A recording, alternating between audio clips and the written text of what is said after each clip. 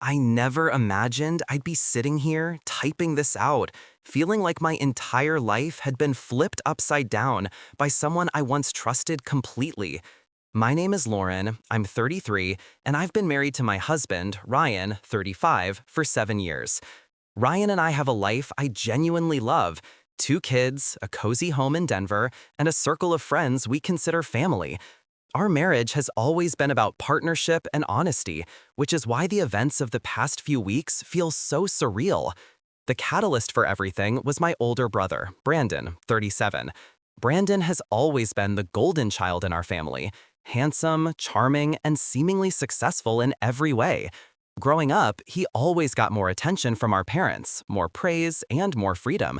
I, on the other hand, focused on school and building my career as a journalist, while Brandon coasted on charisma and family connections. Our parents never treated us differently on paper, but their favoritism was palpable, and it's created a lot of tension over the years. Brandon's life hasn't been perfect. He's had financial struggles despite his high-paying job, and he's always found a way to mask problems with confidence and bravado. But I never thought he would stoop so low as to deliberately try to ruin my family's life. It all started when I got a call from my father a week before my 34th birthday. He sounded panicked, insisting I come over immediately. When I arrived at his house, the tension was impossible to ignore. Brandon was there too, unusually serious, pacing in the living room. My dad looked at me and said, "Lauren, you need to see this." On the coffee table were folders, photographs, and documents that made my stomach drop. Brandon had secretly filed legal papers claiming that my late uncle's estate, a sizable trust, was under dispute, and he had been orchestrating a campaign to cast doubt on my integrity. The claim? That I had manipulated my parents and forged documents to get preferential access to the estate. He planned to take control of assets that Ryan and I had been counting on for our children's education and our family home renovations. I remember feeling my chest tighten, my vision narrowing, like the world was suddenly full of static and noise. "Brandon, what are you doing?" I asked, voice shaking. He just smiled, one of those smug, self-assured smiles that used to make me furious as a teenager. "I'm just making sure things go the way they should," he said, as if that excused months of planning to destroy my reputation. It was worse than I realized. He hadn't just filed legal papers. He had started planting stories with a few mutual friends and my father's business associates, insinuating I was untrustworthy, greedy, and manipulative. By the time my birthday party came around, a small family gathering meant to celebrate my kids, I had a creeping sense that Brandon had a larger plan. He wanted to humiliate me publicly and make me question my own marriage, all while gaining leverage over the estate. Ryan immediately took my side, and his reaction grounded me.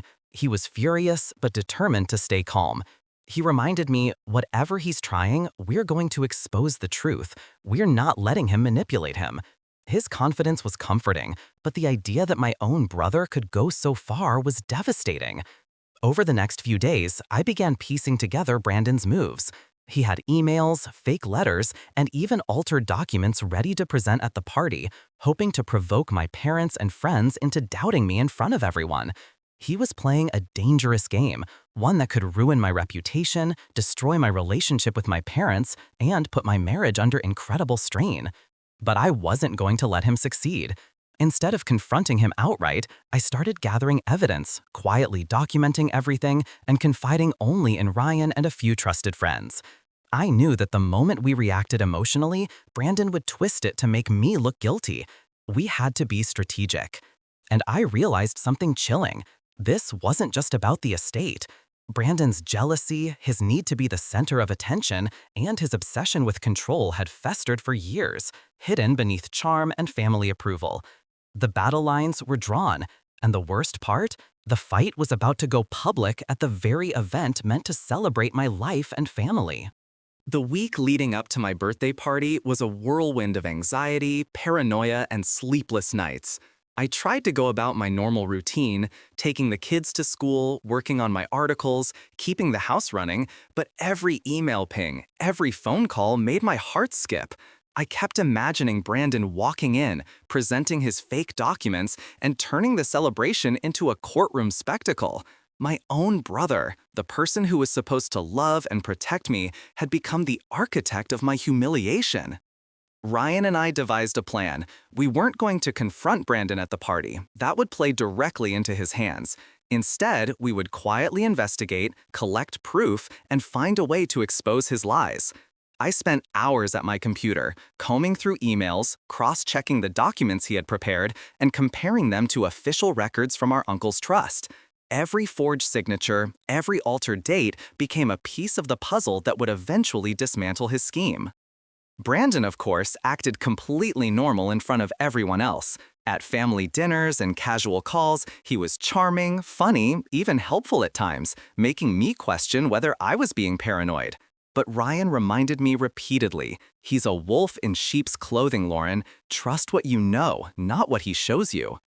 2 days before the party, I got an unexpected call from my cousin, Elise. She and Brandon had grown up as close friends, and apparently she had noticed some unusual behavior over the past month.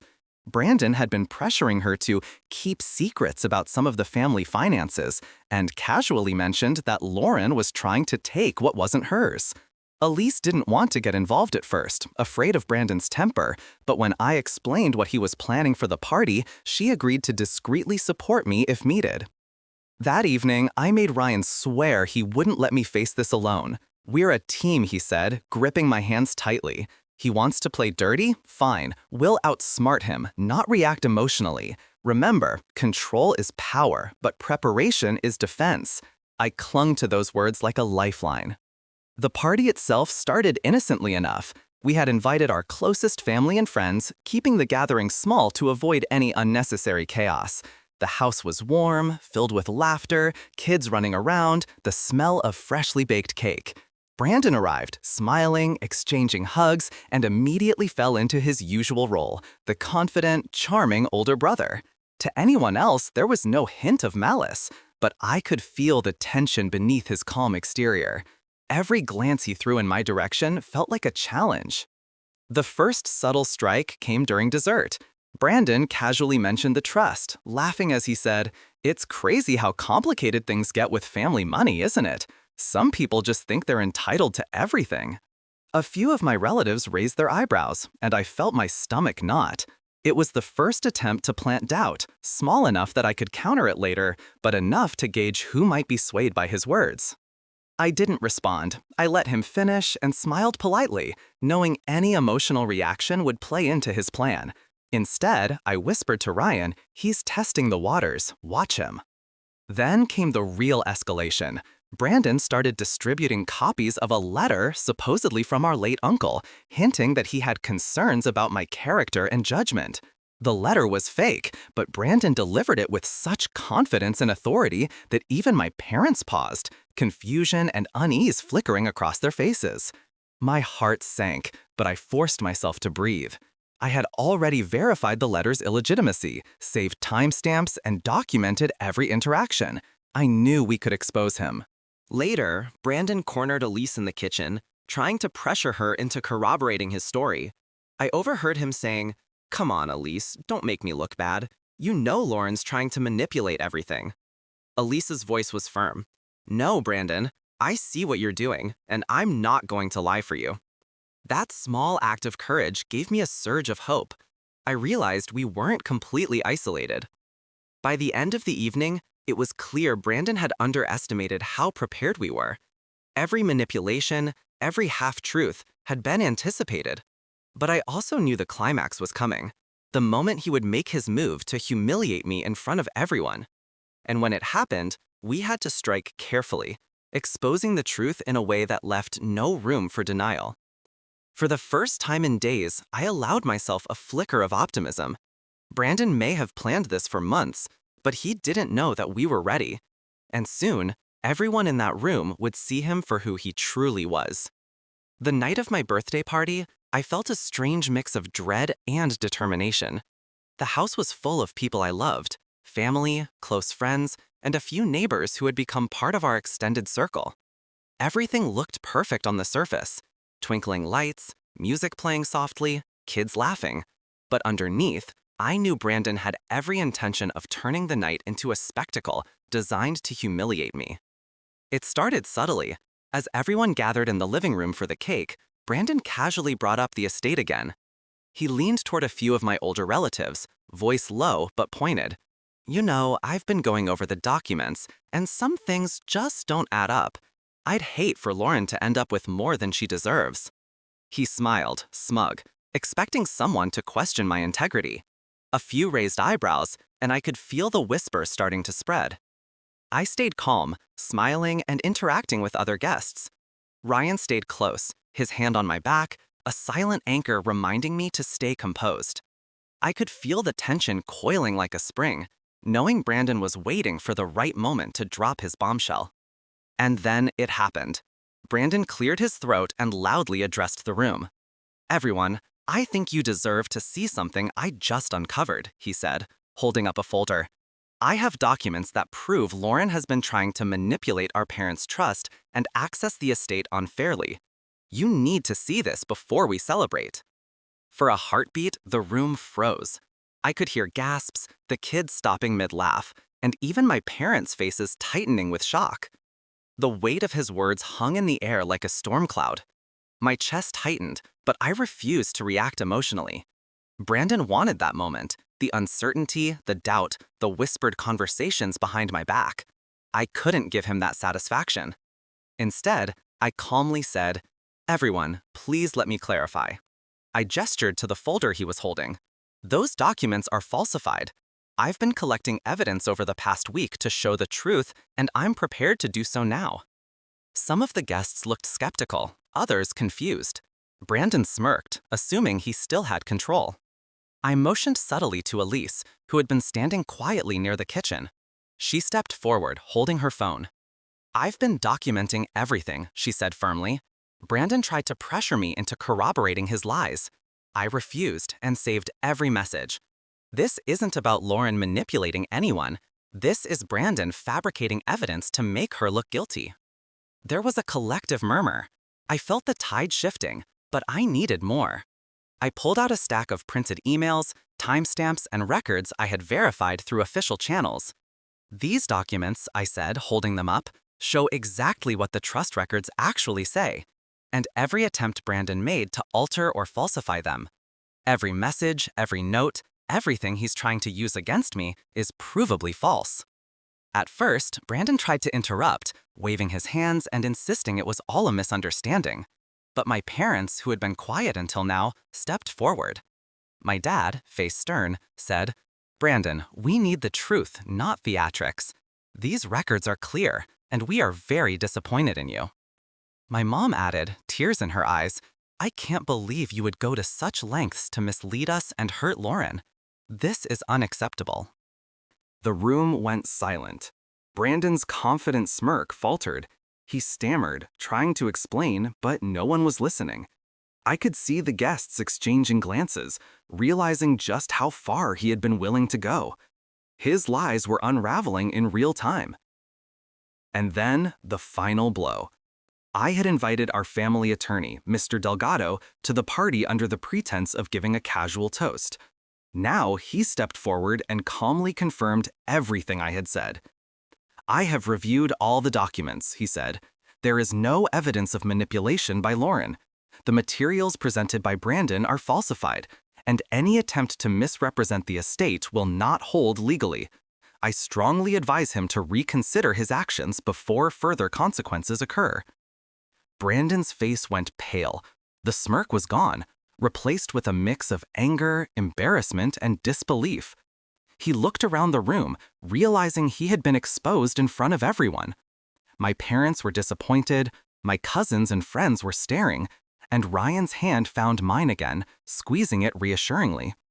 I felt a wave of relief, but I also felt the sting of betrayal. This was my own brother, someone I had grown up with, shared childhood memories with, trying to destroy my life for personal gain. Watching him fumble, trapped by his own lies, was surreal. By the end of the night, Brandon left quietly, muttering under his breath, but the damage was done. Not to me, but to him. For the first time in years, our family saw him clearly for who he really was, and I felt a strange sense of closure mixed with lingering grief. Even though the confrontation was over, I knew this wasn't the end. Brandon's actions would have lasting consequences on him, our family, and our relationships. And as I hugged Ryan and the kids, I realized that the real work of rebuilding trust and protecting our family was only beginning. The days after the party were surreal. The adrenaline had worn off, leaving a strange mix of relief, exhaustion, and unease. Brandon had disappeared from social gatherings, at least temporarily, but the ripple effects of his actions were just beginning. My parents were still processing the shock, trying to reconcile the brother they thought they knew with the man who had schemed to publicly humiliate me. I spent hours on the phone with Mr. Delgado, our family attorney, making sure that all bases were covered. Brandon's attempt to falsify documents and manipulate perceptions wasn't just a moral betrayal, it had legal implications. We filed formal complaints regarding the forgery, including a request for a restraining order should he attempt to interfere with the estate or intimidate family members further. My parents reluctantly agreed, finally seeing the seriousness of his actions and acknowledging that he had crossed a line. Even with the legal steps in motion, the emotional aftermath was intense. I found myself replaying every moment of the party, every whispered conversation, every glance Brandon had thrown. The betrayal cut deep, not just because of what he tried to do, but because of how easily he had convinced some family members to question my integrity. That trust, once broken, would take time to rebuild. Ryan was my anchor. He listened without judgment as I vented, reassured me when panic crept in, and reminded me of the support I had from people who truly mattered. We talked late into the night about boundaries and family dynamics. "You can't control him, Lauren," he said gently. "You can only control how you respond and protect yourself." His words were grounding, a constant reminder that my life, my marriage, and my family's well-being were the priorities. My parents began to reach out to relatives, explaining the situation in careful, measured ways. It was painful to watch them grapple with the reality that their son, their child, had caused such harm. Their faces were heavy with guilt, shame, and sorrow. Yet, for the first time, I saw a willingness to confront past enabling behaviors. It wasn't just about Brandon. It was about a pattern of favoritism, unspoken hierarchies, and the subtle ways they had allowed manipulative behavior to fester. Brandon, meanwhile, was gradually fading from family circles. Some distant cousins reached out to me privately, confessing that they had noticed odd behaviors for years but had been unsure how to confront them. Others simply distanced themselves, unwilling to engage with someone who had betrayed so many. He became a cautionary tale in our family, proof that charm and charisma can mask dangerous intent. Emotionally, I struggled with conflicting feelings. Part of me wanted to feel pure satisfaction, to savor the justice of Brandon's exposure. Yet another part of me mourned the loss of the relationship I had once thought unshakable. It was strange and disorienting to realize that a sibling could become a source of such turmoil. I often found myself questioning what it meant to trust family and how to reconcile love for someone with the knowledge that they are capable of calculated harm. The kids noticed the tension too. I tried to shield them as much as possible, keeping routines consistent, talking openly in age-appropriate ways about honesty, kindness, and boundaries. Ryan and I agreed that protecting our family's emotional environment was more important than letting anger and resentment dominate our household. Work became both a refuge and a challenge. I had deadlines and responsibilities that couldn't be ignored, but every quiet moment, every lunch break became a mental space to process the chaos. My editor noticed my distraction and suggested a brief work retreat. I agreed, recognizing that stepping away for perspective and self-care was necessary. Over time, conversations with my parents and relatives evolved. Family therapy, initially met with resistance, began in earnest. It was awkward, painful, and uncomfortable, but it allowed for voices to be heard and for patterns of manipulation to be examined openly. Slowly, I started to see glimmers of understanding, acknowledgement, and in some cases, genuine remorse. Yet, even with all the progress, I remained vigilant. Brandon's unpredictability and willingness to manipulate others meant that I had to maintain boundaries and document interactions. It wasn't paranoia, it was preparation. And while the initial humiliation was over, the ongoing work of protecting my family and my own peace was just beginning. Despite the turmoil, Ryan and I grew closer. Surviving a crisis together forced us to articulate values, expectations, and the kind of life we wanted to build. Trust, honesty, and mutual respect became not just ideals, but daily practices. We laughed more intentionally, planned for the future more deliberately, and held each other accountable in ways we hadn't before. I realized something crucial. Family isn't just about shared blood. Family is about who shows up for you, who protects you, and who chooses honesty even when it's hard. Brandon may have been a brother by birth, but he was never the kind of family I could rely on. And letting go of the illusion that he could be trusted allowed me to focus on those who truly mattered: Ryan, our children, and the relatives who chose integrity over deceit. The storm wasn't fully over, but I felt ready to face the days ahead with clarity. Justice had been served, boundaries had been established, and our family, though fractured, was on a path toward healing. And while I still carried scars from betrayal, I carried them with wisdom, resilience, and a renewed commitment to the people I could trust. Several months had passed since the party that changed everything. Time had done its quiet work, easing some of the raw emotions while leaving behind a careful awareness of the scars. Brandon was still largely absent from family gatherings. He had been formally removed from access to estate matters and faced legal repercussions for document forgery and attempted manipulation.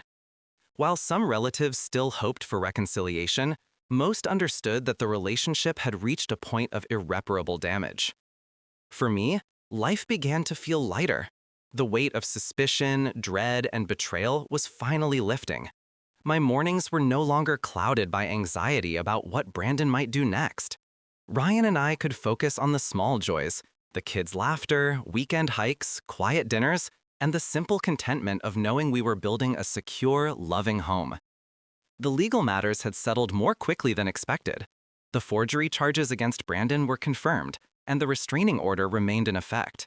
He had to attend court-mandated counseling and was prohibited from contacting our immediate family without supervision. My parents, initially hesitant, were firm in enforcing these boundaries.